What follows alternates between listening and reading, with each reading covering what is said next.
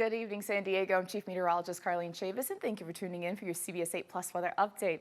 Let's go ahead and get to the details. We are right back into Santa Ana winds. They look to be in our forecast at least through Thursday. Now, when we're talking about the strongest of these wind speeds, we're going to be getting those later on tonight all the way through tomorrow morning, and that's why we have the red flag warning that's in place. But even after things calm down a little bit, at least to start off our Wednesday morning, they will be right back in our forecast by the evening hours on Wednesday and lasting another 24 hours, and that is with some of those stronger gusts upwards of about 55 miles per hour. So we're talking about a fire weather watch that will be in effect after this warning. We also have the impacts of these strong offshore winds, these Santa Ana winds back in our forecast, bringing sustained wind speeds about the 20s and 30s, gusts upwards of about 80 miles per hour, low humidity values as a result, and leading to those elevated fire weather concerns. So down trees, down power lines, especially with down power lines, any little spark that develops from that, the potential is there for rapid growth under conditions like this. We saw this earlier today when it did come to evacuations, and that was for a neighborhood in Poway as they were dealing with a brush fire that broke out. Now, it was pretty close to homes, but it also kind of reminds us that we have to have our evacuation order in place or our evacuation plan in place if the orders do go out.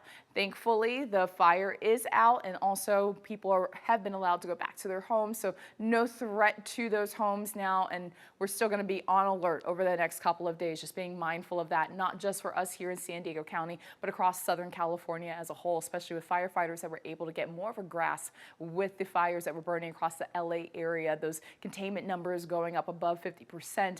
We saw that over the weekend, unfortunately, dealing with some strong gusty winds yet again, so hopefully that does not change up in the forecast. When we look at the red flag warning, it goes all the way until 10 p.m. We're under it right now, and that's going to bring in that rapid growth being likely, especially with that spark that could develop over the next day or so. And so we're seeing that across the inland valleys as well as for the mountains. We haven't got to the strongest wind speeds just yet. The breeze started to pick up earlier today. We did have some of those gusts into the teens, 20s, and 30s, but they look to be upwards of about 80 miles per hour, especially for the coastal mountain slopes. That's going to be later on tonight.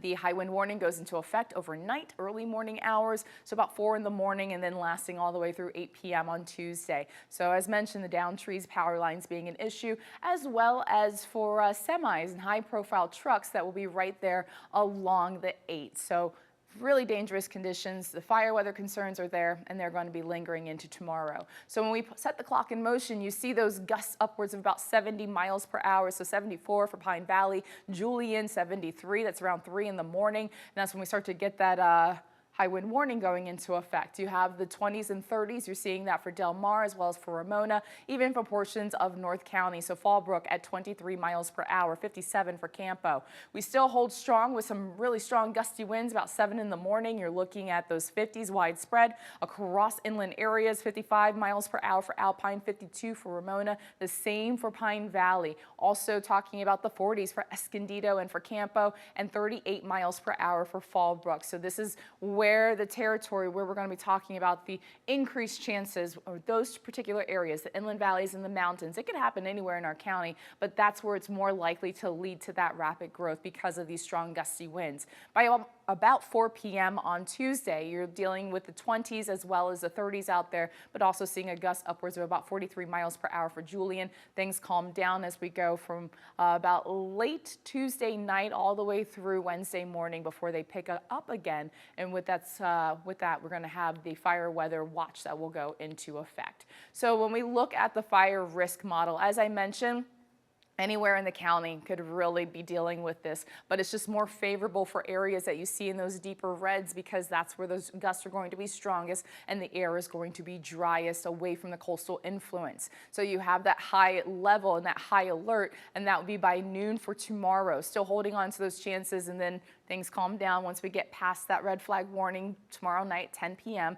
is when it will expire, but still dealing with some of those gusty winds out there that will start to subside around this time. And so the fire weather concern won't necessarily be there as we go into the overnight hours from about Tuesday into Wednesday, but then they will pick up again as we progress throughout our Wednesday as another round of those Santa Ana winds are back in the forecast. So the fire weather watch, which could turn into that warning, that is going to be for about 6 p.m. on Wednesday and last for a 24-hour period into Thursday. And that's going to keep those low humidity values down to about 4%.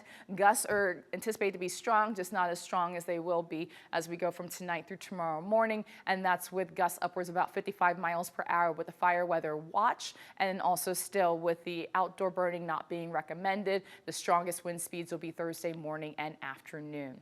When it comes to the chilly temperatures out there, because we're going to have dry conditions leading to those tumbling temperatures, overnight lows mainly in the 30s across the inland regions. You're also looking at 40s out there for the coast, for Carlsbad, as well as for Encinitas, 31 degrees. That's going to be for Oceanside, and 43 for downtown. So very cold temperatures overnight.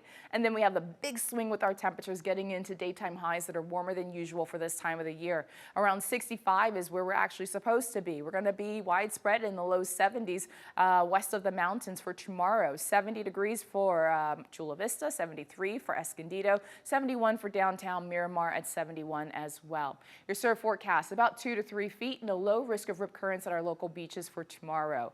Let's talk about something entirely different. Not the Santa Ana winds, but by the weekend, we have high pressure is going to be backing off. Area of low pressure is going to move in. I have not seen a low move this close and move over us in quite some time. So this brings in the increased chance of some wet weather, and we're not talking about a slight chance. So chances look to go up over the weekend as this area of low pressure closes in. This is going to be a cold low. And so that leads into the start of next week with maybe a lingering shower on Monday morning, and then also talking about some wet weather in the form of snow. So as you can see, when we have those dry conditions because of Santa Ana winds, we're not looking at those chances for wet weather, but then by the weekend with that low closing in, that's when things start to go up, and even a slight chance we could see a lingering shower by about Monday morning. So for the next 7 days for the coast, you have the 70s increasing to 77 degrees by Thursday when it comes to warmer than usual temperatures, increasing in cloud cover as that low gets closer towards us by Friday, a slip in temperatures,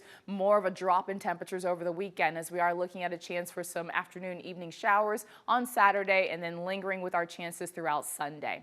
When we look at the inland valleys, so you have the fire weather warning that goes all the way until tomorrow night. We take a little bit of a break, at least to start off our Wednesday, and then we get to another alert, and that's going to be the fire weather watch that could be converted into a warning. That would be 6 p.m. on Wednesday, lasting all the way through Thursday night as well. Increasing cloud cover on Friday, so weather impact alert days through Thursday for the inland valleys, and then you're looking at a chance for some wet weather and much cooler temperatures over the weekend. So as mentioned, this is going to be a cold low pressure system. So that brings in a chance for mountain snow. Projections right now, snow level coming down to about 4,000 feet. So seeing some of that activity in our local mountains is there, especially when you're looking at very chilly temperatures into the 20s. But next couple of days or next few days, we still have to focus more so on the Santa Ana winds before we get to that point over the weekend for that change up. So with the Santa Ana winds in the forecast, you have some 40s, 50s, and 60s when it comes to temperatures, but just the dry conditions, that's what the main focus is going to be, and a few passing high clouds out there being possible. For the desert, you have the 60s for tomorrow. You're back into the 70s starting on Wednesday, and then you're back into the 50s. Even the desert has a chance of seeing some wet weather with this storm system that looks to move in over the weekend and finally bringing us some much needed rainfall. Unfortunately, most likely not enough to bring us out of those drought conditions, as we are dealing with a deficit anywhere between about 3 to 5 inches countywide. But hey, a nice change up in the forecast is always welcome, especially when you're not talking about Santa Ana winds. I hope you stay safe over the next couple of days. We'll continue to keep you updated. You can go to our website, cbs8.com. We have some stories there about outages, what to pack if you do have to evacuate, and then also some tips for that evacuation plan as well. Stay safe out there, and I hope you have a great night. Thanks for tuning in.